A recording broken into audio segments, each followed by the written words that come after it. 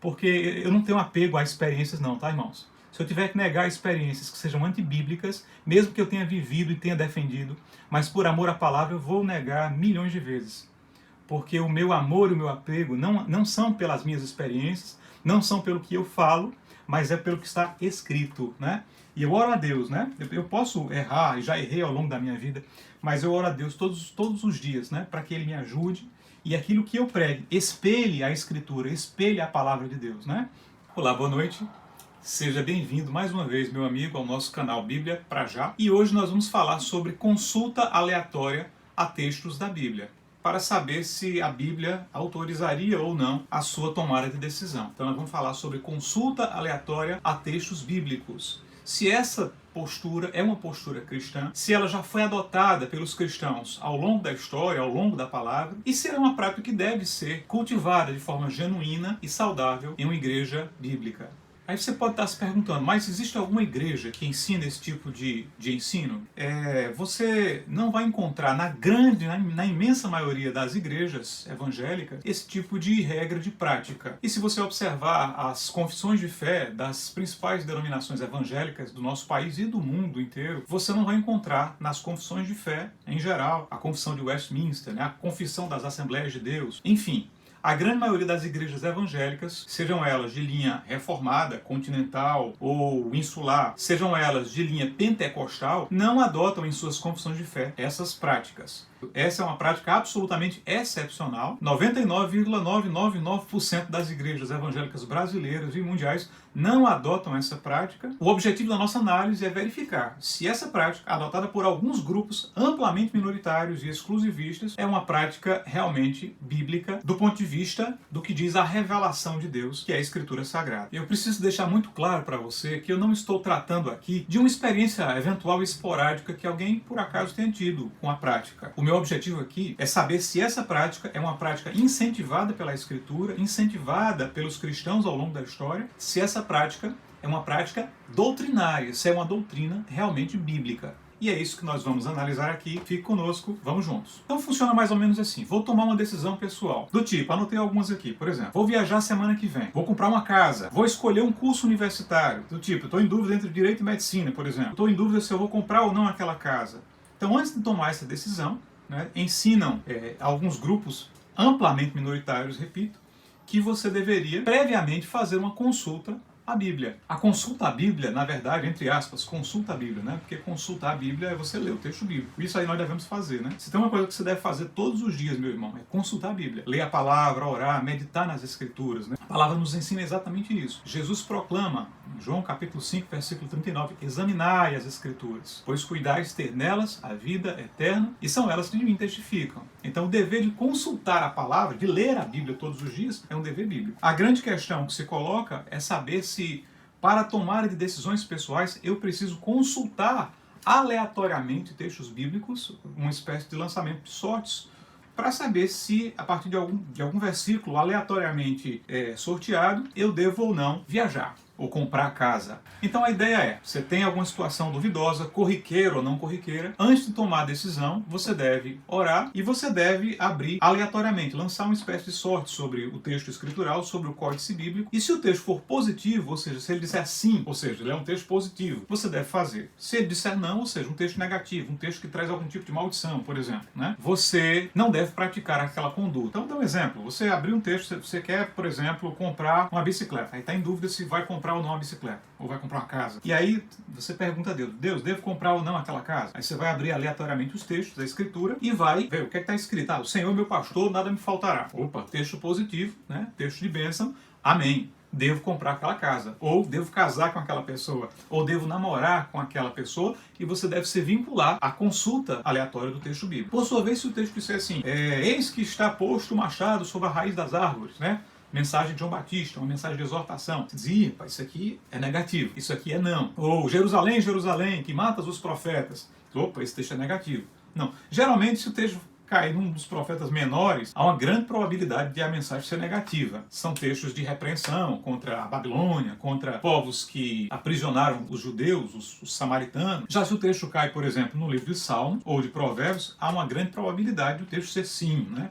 ser positivo porque o conteúdo dos salmos geralmente é um conteúdo de adoração, de louvor a Deus. Então essa é a prática. Para qualquer decisão que você fizer, e você estará vinculado à consulta aleatória do texto bíblico, você deveria lançar a sorte sobre o cânon, né, e a partir disso tomar uma decisão baseada nesse critério aleatório, na alia, naquilo que você consultou. Isso realmente é uma doutrina bíblica? A Bíblia nos estimula a adotar esse comportamento como uma regra de prática constante e aplicável a todas as pessoas da igreja? A resposta, evidentemente, é não. A Bíblia não nos ensina esse tipo de doutrina. Não há uma doutrina bíblica sobre consulta aleatória a textos bíblicos, né? Não adianta você rotular de consulta à palavra, porque isso não é consulta à palavra. Consulta à palavra é ler constantemente, continuamente, toda a Escritura e não apenas tiras, pedaços da Escritura. Pode ter sido uma experiência pessoal que alguém teve esporadicamente, mas nós não podemos transformar experiências pessoais em doutrina. As experiências não criam doutrina. Esse é um grande problema, né, de muitas denominações exclusivistas. Elas querem criar doutrina a partir de experiências. Esse não é o caminho adequado. As experiências são válidas, mas as experiências partem da doutrina. A doutrina cria experiência e não a experiência cria doutrina. Então, se alguém já teve alguma experiência assim, né, essa é uma experiência pessoal. Isso não pode ser utilizado para que se crie uma certa doutrina de consulta à palavra, entre aspas, porque a Bíblia não chancela essa prática de forma clara, expressa ou implícita. E agora eu preciso fazer uma meia-culpa, né? Há uns anos atrás, eu já adotei essa prática. Fazer parte de uma igreja evangélica que nos ensinava a fazer essa prática como doutrina, né? E passei anos achando que isso realmente era uma doutrina, consulta a palavra, né? Porque Deus fala pela palavra. E daqui a pouco nós vamos falar um pouco sobre isso, sobre Deus fala pela palavra, né? Sobre consulta a palavra, o que é realmente. Já antecipei um pouco. Confesso que já adotei essa prática acreditando no passado, há uns anos atrás, que essa prática é uma prática bíblica e que eu deveria realmente me vincular a isso. Eu confesso que não adoto há vários anos essa prática por entender justamente que não é uma prática bíblica, né? A nossa regra de fé e de prática é a palavra de Deus, né? Está lá no primeiro vídeo do nosso canal. Então, se a Bíblia não chancela expressamente essa prática, não se trata de uma regra de prática que eu quero viver como experiência cristã. Eu preciso viver, eu quero viver aquilo que expressamente a palavra de Deus me manda viver. Mas fica aí o registro, né? Já adotei essa prática antes, hoje não adoto. Entendo que não é uma prática bíblica. Hoje eu entendo que a prática adequada em relação à Bíblia é lê-la de forma completa, né? Não em tiras, não separando trechos de forma aleatória, mas lendo constantemente, continuamente, meditando constantemente nas Escrituras como hábito de vida, né? Como estilo de vida. Quanto mais a palavra ela entra no seu coração, mais você vai ter poder no Espírito, e o Espírito não atua sem a palavra, fora da palavra, mais você vai ter poder no Espírito para tomar decisões, para escolher a pessoa com quem você vai casar, para escolher a pessoa com quem você vai namorar, para escolher o seu curso universitário, para escolher o seu emprego, para comprar casa, para comprar bicicleta, enfim, para tomar as decisões todas, sejam elas de quaisquer ordens. Se você estiver cheio da palavra de Deus, o Espírito Santo vai te usar para tomar as decisões. Em algumas decisões você vai acertar, né? Espero que seja na maioria das decisões. E em algumas decisões você vai errar, porque nós somos seres humanos e nós temos que assumir a responsabilidade pelos nossos atos. A responsabilidade não é de Deus, não é da alha, não é da sorte, né? Alha, a palavra latina, significa sorte. Então não vem da alha o resultado da sua decisão. A responsabilidade é sua pelas suas decisões. Então, por entender que a responsabilidade é minha, evidentemente eu preciso estar cheio de Deus no meu coração, da palavra como um todo no meu coração, eu passei a entender que essa prática não é bíblica, ela não é necessária, ela não é doutrina a reger a vida do cristão. E ainda que você tome decisões erradas, você vai errar e acertar, Deus usa até mesmo as decisões erradas que nós tomamos para a sua própria glória, para a glória do próprio Deus. E todas as coisas conjuntamente contribuem para o bem daqueles que amam a Deus. Então, às vezes, você vai errar. Nada garante também que fazendo consulta aleatória a texto bíblico você vai tomar decisões certas, né? Porque eu já vi experiências de pessoas que disseram que tomaram decisões acertadas com base nisso, assim como eu já ouvi também diversas pessoas dizendo que tomaram decisões erradas, equivocadas, prejuízos, verdadeiros prejuízos, tanto sob aspecto sentimental, quanto sob aspecto moral, quanto sob aspecto material, em razão de ter seguido esse tipo de prática que não é uma prática bíblica. Então, assim, hoje eu tenho a convicção de que eu preciso meditar na Escritura como um todo, preciso me encher do Espírito, da Palavra de Deus e tomar as minhas decisões assumindo as minhas decisões, né? Algumas delas serão acertadas, outras delas serão erradas, mas mesmo as erradas serão usadas para o meu crescimento, para o meu bem, porque todas as coisas conjuntamente colaboram para o bem dos que amam a Deus. Você ama a Deus? Você teme o Senhor? Você ama a sua palavra, a Escritura? Você assume responsabilidade pelos seus atos diante de Deus? A Bíblia foi dada aos homens não para servir como amuleto ou como dados de sorte ou como biscoito chinês, né? A Bíblia foi dada aos seres humanos para que eles tenham contato com a revelação de Deus, para que nós leiamos do Gênesis ao Apocalipse e aqui encontremos toda a revelação de Deus que vai descrever o caráter do nosso Deus. O Deus amor e o Deus justiça. Não há texto claro algum na Escritura que fundamente essa doutrina. E esse é o grande problema das heresias. As doutrinas verdadeiras, genuínas, são amparadas em textos bíblicos claros, em passagens claras, e ainda que elas sejam passagens indiretas, a partir de todo o contexto, é fácil você assumir, você chegar a essas conclusões de quais são as doutrinas bíblicas. Então, as doutrinas genuinamente bíblicas são extraídas a partir de textos claros. O grande problema do herege, das heresias, é tentar edificar doutrinas a partir de textos obscuros. Então, o herege vai utilizar passagens obscuras, passagens que não são tão claras, que não estão presentes em todo o contexto sistemático da palavra, para tentar criar algum tipo de doutrina. Esse é mais um desses exemplos.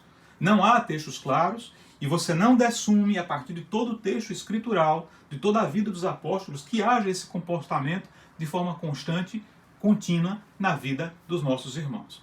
Eu pergunto, por exemplo, procure na vida do apóstolo Paulo essa conduta, né? E a palavra diz assim, sede meus imitadores, Paulo diz, né? Sede meus imitadores como eu sou de Cristo. Procure na vida do apóstolo Paulo essa prática. Você não vai encontrar essa prática na vida do apóstolo Paulo.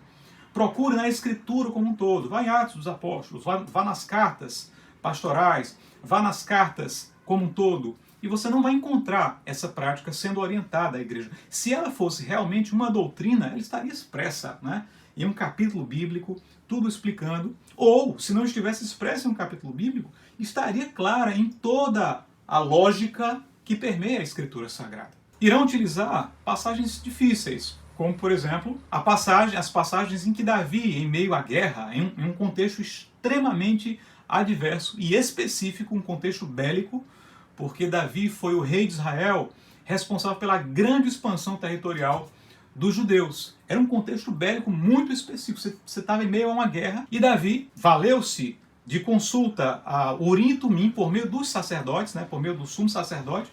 Ele utilizava objetos de consulta do sumo sacerdote para saber se deveria ir ou não às guerras.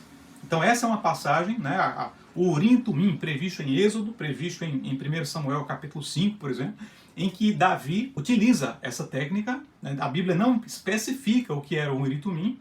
Alguns teólogos vão dizer que eram algumas pedras, né? O Urim significa luzes, então provavelmente seriam pedras brancas e brilhantes, e Tumim provavelmente seria a hematita, segundo dizem alguns teólogos. Mas a Bíblia não quis expressar qual o objeto que era utilizado pelos sacerdotes para fazer essa prática. Uma prática de que se valeu Davi, repito, é uma situação absolutamente excepcional. Você não encontra esse tipo de registro no Novo Testamento, você não encontra Pedro ou Paulo fazendo consultas via Urim e Tumim, e a razão é muito simples. O Urim e Tumim era uma prática oracular, isto é, era uma prática de consulta a oráculos por meio do sumo sacerdote, uma prática relacionada ao culto levítico. Deus iria se revelar ao seu povo em situações dramáticas utilizando o sumo sacerdote. Era, portanto, uma técnica relacionada ao sistema levítico de representação, de culto. O sumo sacerdote fazia um papel de intermediação entre a nação judaica e o Deus de Israel. Ele tinha esse papel de simbolizar a intermediação que Cristo faria. O povo conseguiria cultuar a Deus através da intermediação do sumo sacerdote. O povo conseguiria perguntar coisas a Deus através da intermediação do sumo sacerdote. A revelação de Deus ainda não fora completa, tal como nós temos a revelação completa hoje através das Escrituras Sagradas. Cristo vem. Quando Cristo vem, o sistema de culto levítico é abolido, né? As leis cerimoniais, Elas são abolidas porque Cristo substitui a figura do sumo sacerdote, das vestes sacerdotais, das pedras sacerdotais, do Urim e Tumim. Cristo substitui tudo isso pela sua própria pessoa, né? Cristo veio na plenitude dos tempos, diz a palavra. E Cristo elimina o sistema de culto sacerdotal levítico, porque ele passa a ser agora o próprio Deus entre nós. Ele passa a ser o Emanuel, o Deus conosco. Isso não significa que toda a lei do Velho Testamento deixou de vigorar. Não. As leis morais do Velho Testamento continuam vigorando. Os 10 mandamentos continuam em vigor, por exemplo. Outras regras morais que você encontra ao longo da Bíblia, contra a vingança, por exemplo, continuam vigorando. Entretanto, as leis cerimoniais deixaram de vigorar, porque Cristo agora é o nosso sumo sacerdote eterno, como diz a palavra. Então, quando Cristo vem, ele elimina vestes sacerdotais, ele elimina a própria figura de um sumo sacerdote da ordem de Levi, ele é rei e sacerdote, o leão da tribo de Judá. Ele elimina a necessidade de consulta a Urim e Tumim, porque a palavra de Deus agora estaria no nosso coração. Está lá escrito em Ezequiel, está lá escrito em Jeremias, que a lei de Deus seria colocada em nossos corações. Para que você vai precisar de Urim e Tumim agora, se você tem a palavra de Deus revelada e se você tem o Espírito Santo com você? Então você sabe o que é certo e o que é errado a partir da Escritura. Você sabe tomar decisões corretas e bíblicas a partir da Escritura. Você não precisa mais lançar sortes sobre o Urim e Tumim ou sortes sobre qualquer objeto, inclusive sobre a Bíblia. Então você acaba transformando um livro que deve ser lido, que deve ser examinado com calma, com zelo, com diligência, em um instrumento de lançar sortes. Então a fundamentação em Urim e Tumim, ela é uma fundamentação que cai por terra, ela não tem nenhum supedâneo, nenhum arrimo bíblico. Se o Urim e Tumim era uma prática oracular de previsão de futuro, relacionada ao culto levítico do sacerdote do Velho Testamento, que foi substituída por Cristo, a palavra nos diz assim, aquele que fala segundo os oráculos de Deus. O oráculo de Deus, é a Escritura Sagrada, é a Bíblia. Então, tudo que você vai falar, tudo que você vai fazer, você deve fazer segundo o que a Bíblia como um todo está prescrevendo. Que a palavra de Deus esteja no seu coração, meu irmão. A palavra diz assim, guardei a tua palavra no meu coração, para eu não pecar contra ti. Guarde no seu coração. Não use a Bíblia como instrumento de sorte. Use a Bíblia como instrumento de vida, edificação como um todo. Não interprete a Bíblia em tiras. Não use a Bíblia em tiras. Use a Bíblia como um todo. Outro texto que alguns vão utilizar é a passagem de Atos capítulo 1, que é na eleição de Matias. Judas havia morrido e surgiu uma vaga dentro ali do colégio apostólico, dos 12.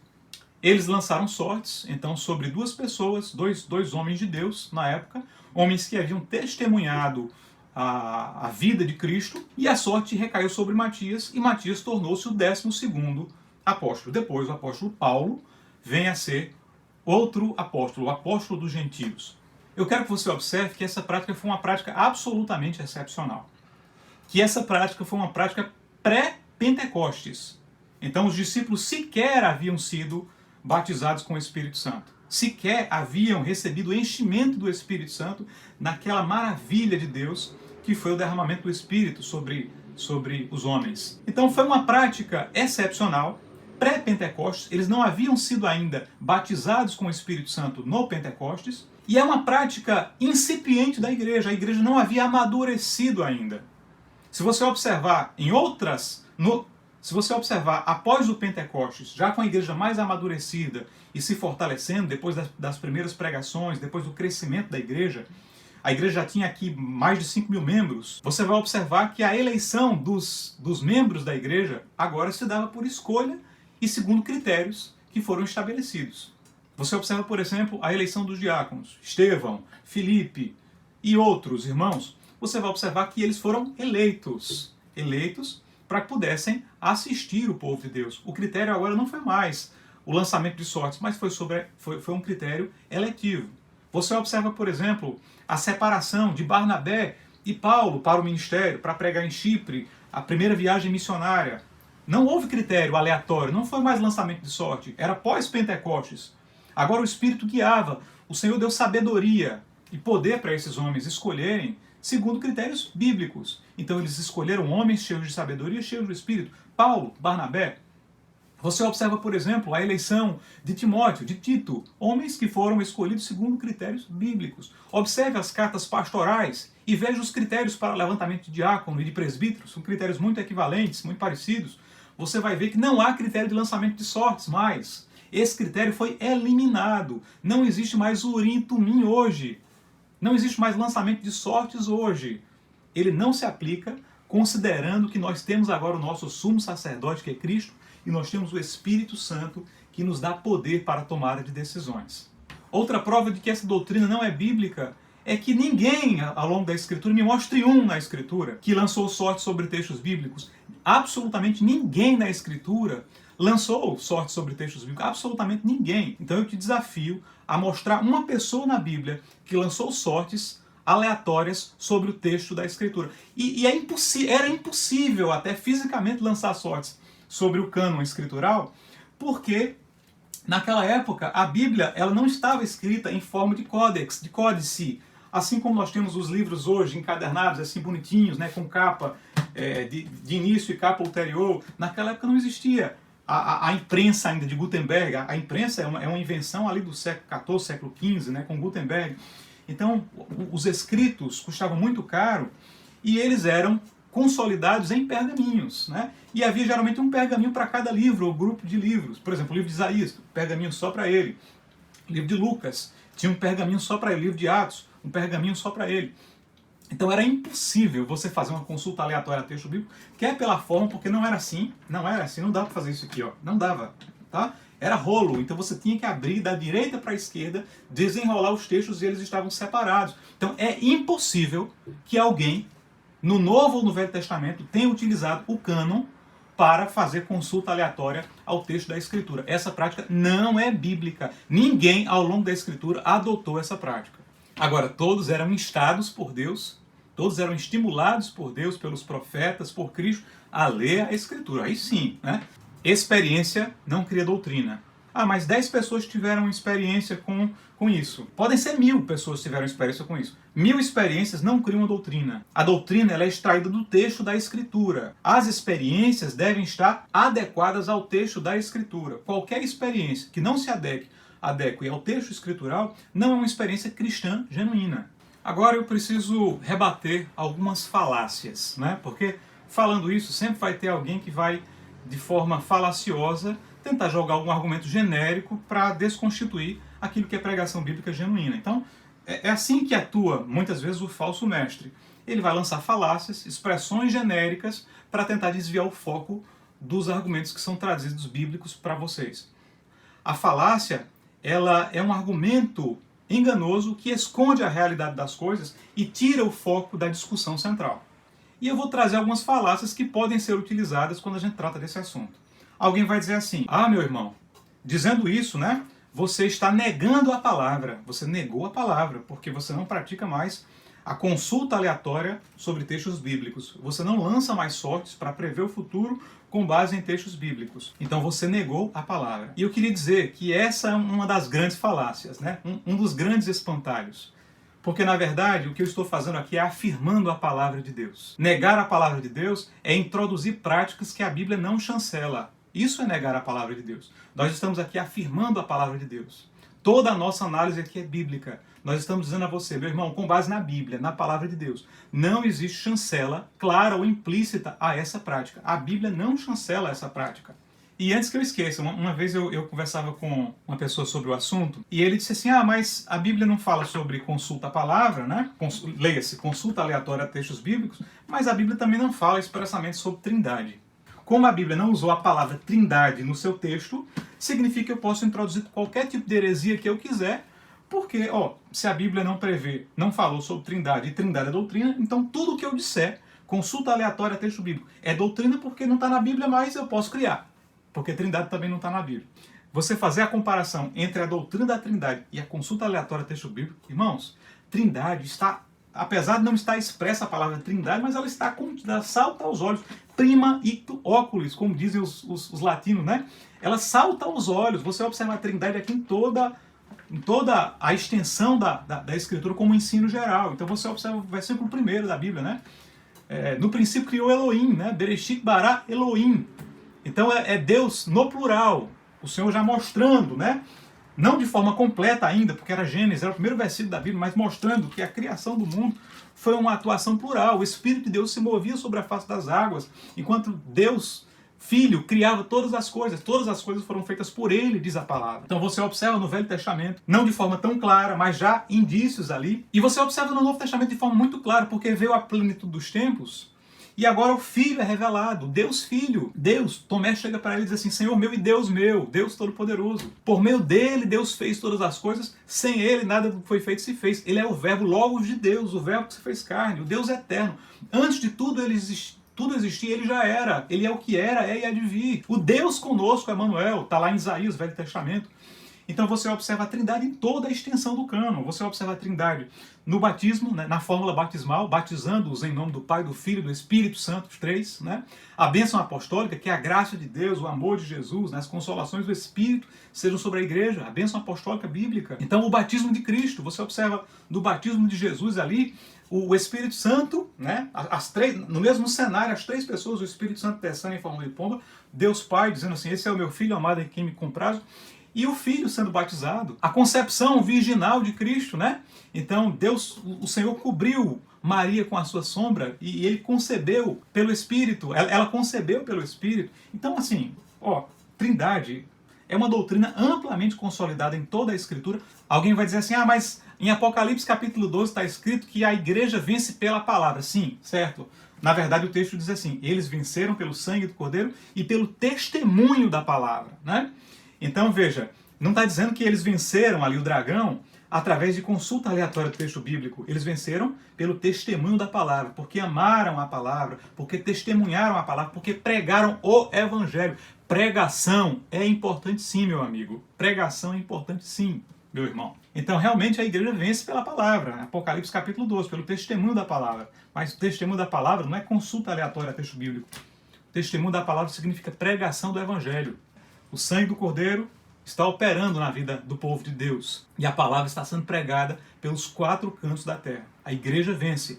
Quais são os problemas dessa prática, então? Primeiro, você tem o uso equivocado da palavra, da Bíblia. O cânon foi deixado para nós, a Bíblia foi deixada para nós, não para nós fazermos consulta aleatória dos textos e ler textos separados em tira. A Bíblia foi deixada para nós para que nós a leiamos. Você tem lido a Bíblia? Você tem lido a Bíblia, meu irmão? Tem gente que vive assim, né? Vive de tira em tira. Ao invés de ler a Bíblia constantemente, todos os dias, né? Fazer da leitura da palavra um estilo de vida, a pessoa quer estar no meio do problema, da tribulação, e abrir aleatoriamente um texto bíblico, buscando dali algum trailer, né? Que Deus dê um trailer, olha, eu quero que Deus me dê um trailer sobre o que vai acontecer. Esse não é o grande objetivo da Bíblia. A Bíblia é para ser lida, não é um instrumento para se lançar sorte. Há aí, portanto, um desvirtuamento do objetivo do cânon. Né? Deus não quer que nós façamos isso através do texto. Deus quer que nós leiamos o texto, o procuremos e o encontremos. Os cristãos devem ter as mesmas regras de prática. Eu não creio que o cristão do século XXI é diferente do cristão do século II, do século III. O verdadeiro evangelho, ele nos leva à unidade pela palavra de Deus. Então, o simples fato de já haver um grupo exclusivista que adota exclusivamente, portanto, exclusivista nesse sentido, só ele adota essa prática, descolado de todos os demais cristãos, como uma doutrina extra-bíblica que Deus só revelou a eles, já denota que essa prática ela não é regra a ser seguida pela igreja, né? Quer dizer, então, os irmãos do século V não praticaram, Agostinho de Hipona não praticou, Justino Mártir nos primeiros séculos não praticou, né? John Bunyan não praticou nas prisões, Jonathan Edwards não praticou, Richard Baxter não praticou, os puritanos não praticaram, os huguenotes franceses não praticaram, né? Os holandeses neocalvinistas não praticaram, irmãos arminianos não praticaram, e só um grupo pratica? Então veja, não é uma regra de prática que leva à unidade cristã, né? Não é uma regra que o corpo de Cristo pratica. É um método que alguém criou, né? Um método que alguém criou fora da Bíblia, com base em revelações extra-bíblicas. Mas Deus não tem compromisso com métodos humanos. Deus tem compromisso com a sua palavra. Deus não unge métodos humanos, né? Deus derrama a sua graça, né, para que nós preguemos a sua palavra e não para que apregoemos os nossos métodos. Essa prática, às vezes, gera até culpa, né? Porque Se você não consulta, né, entre aspas, e alguma coisa ruim acontece, você vai dizer assim, ah, porque eu não consultei a Deus. Não, meu irmão, é porque coisas ruins acontecem e Deus permite todas as coisas, decreta todas as coisas. E todas as coisas colaboram para a glória de Deus e também para o bem dos que amam a Deus. Então não é porque você não consultou que aconteceu um acidente. Não, porque acidentes acontecem. Nós estamos num mundo caído, né? Nós estamos num mundo em que coisas ruins acontecem. Mas um dia nós estaremos para tudo sempre com o Senhor. Aí ali não, ali na Nova Jerusalém, só bonança. Mas por enquanto, meus irmãos, nós vamos enfrentar dificuldades. Não é porque você não consultou, não se culpe por isso. Mais um problema, essa prática gera ansiedade. O Senhor não quis nos dar o futuro de bandeja. Não, a nossa vida é como um livro. Cada página ela tem que ser desenrolada e ser lida. Deus não quer, se eu estou na página 40, eu tenho quase 40 anos, Ele não quer que eu vá para a página 60 agora, né? Eu preciso passar pelos 40, eu preciso passar pelos 50, tudo isso é processo. Então Deus não quer que nós antecipemos o processo, aí eu quero saber o que é que vai ser amanhã, aí eu utilizo um tipo de consulta aleatória para saber o que é que vai acontecer amanhã. Deus não quer isso. Deus quer que hoje nós confiemos que o amanhã pertence a Ele e que Ele proverá todas as coisas. Essa prática, no fundo também, ela se baseia num desejo que nós temos de fugir do sofrimento. A gente não quer sofrer. Mas, meus irmãos, saiba que o sofrimento também é bíblico, né? Isso pode ser um pouco desagradável de se ouvir, mas é verdade. O sofrimento também é bíblico. O crente hoje não quer sofrer. Ele não quer passar pelo sofrimento, né? Mas se você observar Paulo sofreu, né? Se você observar os irmãos, todos os apóstolos morreram sob perseguições, foram presos, foram açoitados, foram achincalhados. Cristo, o nosso grande mestre, o nosso Deus, ele, como homem, sofreu. Importa padecer, né? A palavra diz, Paulo ouviu esse recado logo que ele se converteu. Importa padecer pelo nome de Cristo. Muitas vezes Deus não vai tirar o sofrimento. Não adianta querer consultar o texto da Bíblia para você pular um sofrimento, porque muitas vezes Deus não vai tirar o sofrimento. Ele vai decretar e permitir que essas coisas aconteçam, né? Você vai sofrer. Você é crente? Você vai sofrer. Você vai passar por dificuldades. O pastor Lidório costuma dizer o seguinte, que quando nós oramos, nós não devemos orar para que Deus retire o meu sofrimento necessariamente, né? Às vezes Ele tira o mesmo sofrimento. Mas nós devemos orar para que Deus aumente a nossa fé. Para que em meio ao sofrimento nós tenhamos fé para passar por ela. Deus não livrou os amigos de Daniel em relação a não passarem pela fornalha. Eles entraram na fornalha. A questão é que dentro do sofrimento, o Senhor, o Filho do Homem, apareceu ali. O próprio Deus, numa teofania, né? Jesus Cristo aparece ali para libertá-los. Então, assim, nós passamos pelo sofrimento. Não adianta tentar achar que você vai usar consulta aleatória para pular sofrimento, porque se Deus decretou, meu irmão, você vai sofrer.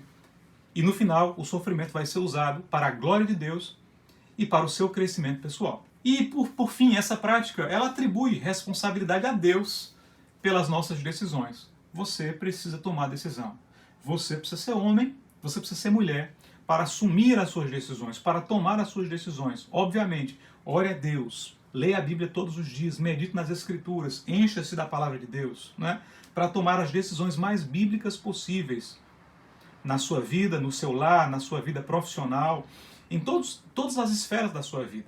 Você está indeciso, aí você não quer decidir, né? Você quer fugir da decisão. O que é que você faz? Não, eu vou consultar aqui porque foi Deus que decidiu. Não, não foi Deus que decidiu, não. Agora, se há problemas com a utilização dessa, entre aspas, doutrina em relação a questões pessoais, problemas maiores vão se levantar quando alguma instituição utilizar essa doutrina para reger a vida eclesiástica da igreja, para reger culto, para reger pregação da palavra.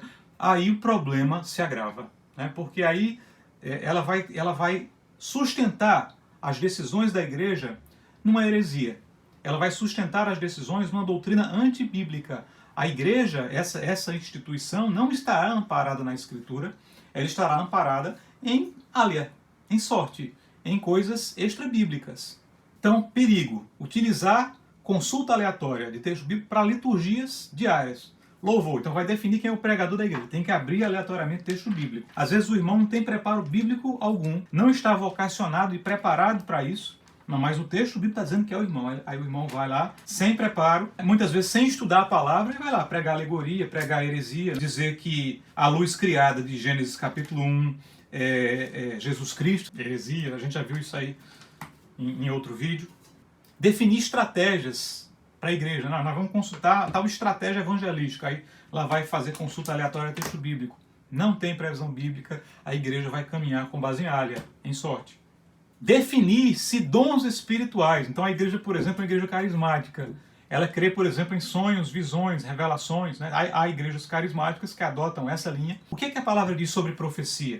Que um profetiza e os outros vão julgar. Então, mesmo para os grupos carismáticos que adotam essa interpretação de que essas profecias são preditivas, né, são relacionadas ao futuro, quem profetiza deve ser julgado pelos demais irmãos da congregação. Por outro lado, há irmãos que entendem que essas profecias consistem na pregação da palavra.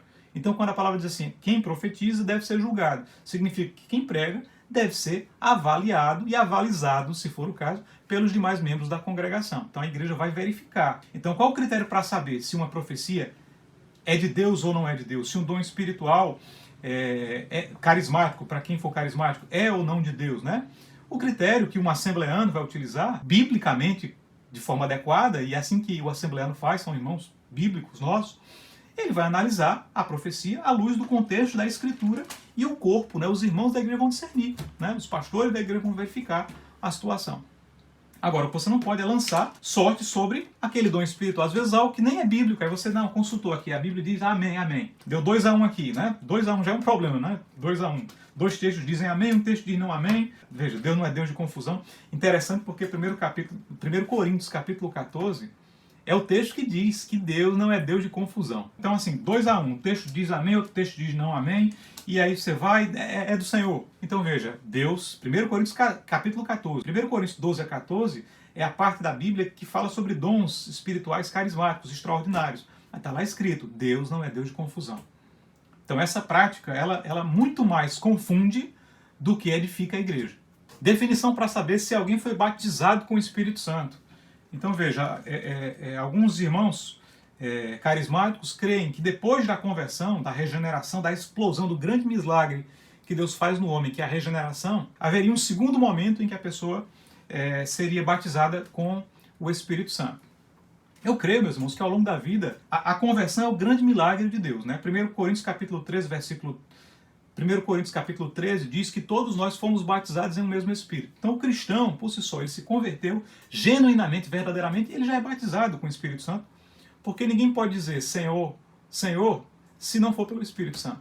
Então, por exemplo, consultar a Bíblia para saber se a pessoa teve uma experiência carismática, pentecostal, uma segunda experiência de batismo com o Espírito Santo. Aí ele vai e abre o texto bíblico. Às vezes a pessoa sequer experimentou uma conversão genuína, mas o texto está dizendo, não, foi, amém, o Senhor é meu pastor. E a pessoa sai dali enganada, achando que ela foi realmente batizada, que ela é convertida, e continua vivendo coisas moralmente inadequadas, sem ter realmente experimentado uma conversão genuína. E eu creio, como disse 1 Coríntios capítulo 13, todo crente genuíno, ele é batizado com o Espírito Santo, como diz 1 Coríntios capítulo 13, e todo crente genuíno, ele tem dom espiritual, né?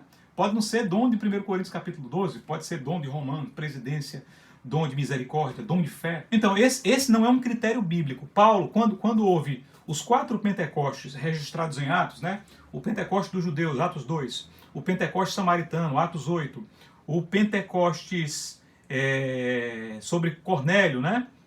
Em Cesareia, terceiro Pentecoste, o Pentecoste em Éfeso. Em nenhuma das situações, depois, Pedro e João, nos 3 primeiros Pentecostes, né? Os que mais diretamente se envolveram, ou Paulo, no Pentecoste de Atos 19 em Éfeso, em nenhuma das hipóteses, eles abrem a Bíblia para dizer assim, realmente vocês estão batizados com o Espírito Santo. Então, essa prática não é bíblica. E aí você vai consultar a Deus, consulta aleatória a texto bíblico, para saber se a pessoa pode ou não descer as águas, se for batismo por imersão, ou ser aspergido, se for batismo por aspersão. Então, a pessoa quer ser batizada. Não, eu quero Cristo, eu quero ser batizado. E a pessoa diz, não, porque o texto diz que Jerusalém que mata os profetas e apedreja os que tenham enviado. Então não, você não vai ser batizado. Então já vi pessoas altamente frustradas, questionando Deus, achando-se indignas, porque o texto diz, não, a Bíblia me rejeitou. Meu irmão, às vezes um crente genuíno, ele só quer descer as águas. Batiza esse homem, batiza esse homem. A pessoa quer assistir um seminário da igreja, um culto da igreja, um congresso da igreja. Não pode, porque fizemos uma consulta com o seu nome e Deus não permitiu. Quer dizer que Deus não permite que a pessoa assista uma pregação? Irmãos, não tem nada de bíblico nisso, né? Nós precisamos que aquela pessoa vá assista a pregação. O que é que tem ali que eu não posso assistir, que a Bíblia vai me proibir, né? Porque nada do que Jesus fez, ele fez em oculto, ele foi às praças, né? O evangelho não é oculto, ele é público. Então, nós vamos privar uma pessoa de assistir culto, porque nós consultamos o texto bíblico aleatoriamente e o texto bíblico diz, não, consultar alguém para fazer uma visita. Você tem uma pessoa doente, vamos consultar a Deus se é para a gente fazer a visita. Não, meu irmão. A Bíblia já diz que você deve visitar. Vai lá e visitar doente, o irmão. Vai lá, Tiago 5, ora por ele, né? Coloca o remédio, né? A palavra diz assim, coloca óleo, coloca remédio nele, né? Coloca óleo, o óleo tem propriedade medicinal, dá o remédio que ele precisa, ajuda ele, né? Ajuda o teu irmão, porque às vezes não é só oração, não, é ajudar mesmo. O irmão está precisando de alguma coisa, vai lá, dá o remédio, ajuda, dá a cesta básica para o irmão, ora por ele. Ou ajudar, não vamos consultar para ver se o Senhor permite que a gente dê uma cesta básica. Não, meu irmão. Está o necessitado da igreja, ajuda o irmão. Seja generoso como os irmãos de Filipenses. Ajude, auxilie. Quantas coletas os apóstolos fizeram, quantas coletas Paulo encabeçou para ajudar os irmãos de Jerusalém, perseguidos, né? Perseguidos, oprimidos por Roma, os irmãos de Filipos fazendo coletas, ajudando os irmãos. Não tem nenhum registro. Os irmãos de Filipos abriram o texto permitiu que eles ajudassem os judeus.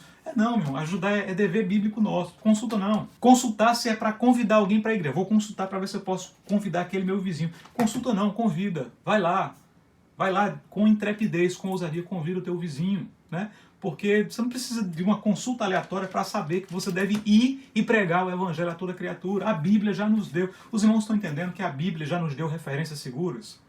Essas consultas aleatórias são inseguras, são incertas. Vai ter hora que vai dar certo, vai ter hora que vai dar errado. Agora, a Bíblia, ela nunca vai falhar. A Bíblia, ela é perfeita, como um todo. Situação curiosa, né? Já vi casos em que o pregador dizia assim, olha, consulta quem você vai votar para presidente da República. Abre a Bíblia aleatoriamente, o presidente, ou o governador do estado, ou o prefeito municipal. Aí lá ia a igreja, né? 30% votava num candidato, porque o texto disse que era um candidato, mais 20% votava em outro candidato, mais 50% votava em outro. Veja, se realmente a prática fosse uma prática bíblica e cristã, toda a igreja, de todos os lugares do Brasil e do mundo, né, votariam, no caso das eleições nacionais. Por exemplo, toda a igreja do Brasil votaria naquele candidato, porque em todos caiu o mesmo texto. Mas e por que cai 30% para um, 20% para outro, 15% para outro? Deus é Deus de confusão, né? Porque você vai consultar, às vezes, abre 3 textos. Um texto diz sim, outro texto diz não, outro diz não. Deus não é Deus de confusão, meus irmãos. Uma igreja guiada por esse tipo de princípio, por esse tipo de doutrina, né, que não é bíblica, está em sérios apuros. Esse é o diagnóstico real que nós fazemos aqui. Uma igreja que adota essa prática de forma institucionalizada, na liturgia e nas decisões eclesiásticas, é uma igreja que está em sérios apuros. Mas há sempre tempo, né, para abandonarmos essa prática, essas práticas que não são bíblicas, para nos voltarmos à Escritura, para nos arrependermos, para assumirmos a responsabilidade pelos nossos atos. Eu já fiz isso de forma equivocada, né? Mas me voltei à palavra e todas as vezes que eu adotar uma prática experimental que não for bíblica, eu quero ser corrigido, eu quero que alguém me corrija, eu quero que alguém tenha essa sinceridade, essa franqueza e diga para mim, olha, isso aqui não é bíblico, irmão, ajuste isso aqui, né? E o irmão me mostrando biblicamente, é isso mesmo, irmão, né? Porque eu não tenho apego a experiências não, tá, irmãos? Se eu tiver que negar experiências que sejam antibíblicas, mesmo que eu tenha vivido e tenha defendido, mas por amor à palavra eu vou negar milhões de vezes. Porque o meu amor e o meu apego não são pelas minhas experiências, não são pelo que eu falo, mas é pelo que está escrito, né? E eu oro a Deus, né? Eu posso errar, e já errei ao longo da minha vida, mas eu oro a Deus todos os dias, né? Para que Ele me ajude e aquilo que eu pregue espelhe a Escritura, espelhe a palavra de Deus. Então há sempre tempo para arrependimento. Se a instituição pregou algo assim, prega algo assim, há tempo de voltar-se à palavra. A palavra é muito clara sobre a questão, né? Isso não é regra de prática bíblica. Isso não deve ser estimulado na igreja. Você estimula a sorte, você estimula a alha. E não é, nós temos o Espírito Santo. Nós não precisamos de urim e tumim, nós temos o Espírito Santo de Deus. Então há tempo para arrependimento. Arrependa-se e volte a Cristo. Deus quer operar muitas maravilhas no meio de vocês, né? Mas voltem-se à palavra. Deus quer, a palavra é poder. O poder de Deus vai se derramar sobre a vida de vocês, né? São irmãos nossos, né? Que às vezes estão praticando heresias, mas são irmãos nossos. e precisam ser corrigidos biblicamente, de forma mansa, através da palavra de Deus. E eu creio que a palavra de Deus vai alcançar muitos, né, que adotam essas práticas de forma sistemática, que confundem isso com doutrina bíblica. Isso não é doutrina bíblica. Nós respeitamos as experiências das pessoas, mas você não pode transformar experiências pessoais em doutrina bíblica. Então, o nosso recado para quem adota esse tipo de prática é: arrependa-se, volte-se à palavra, pratique as Sagradas Escrituras, que a sua regra de fé e prática seja a palavra de Deus, porque há tempo de transformação nas instituições, há tempo de se reformarem as instituições para que se adequem ao texto da palavra. Arrependam-se, arrependam-se, preguem a doutrina genuína, justificação pela fé, salvação pela graça de Deus, expiação no sangue do Cordeiro, justificação através de Cristo, pregação da palavra como centro do Evangelho, Evangelho cristocêntrico, Cristo no centro de todas as coisas, suficiência das Escrituras, inerrância das Escrituras, solum Christus, sola gratia, soli Dei gloria, sola fides. Fique com o que Cristo falou. João 5,39. Examinai as Escrituras, pois cuidais ter nelas a vida eterna, e são elas que de mim testificam. Ame a Bíblia, viva pela Bíblia. Que Deus te abençoe. Eu espero que esse ensino tenha sido proveitoso para a sua vida. Se você entendeu e gostou, pode ser que você não tenha gostado, né? Mas eu tenho certeza que mesmo alguns não gostando, né? Porque às vezes a correção é algo que não é tão agradável, mas a correção é fundamental para a nossa maturidade, para o nosso amadurecimento cristão. Então, se você foi edificado, compartilhe esse vídeo, né? Curta, ajude o canal, impulsione aqui o nosso canal e até o nosso próximo encontro.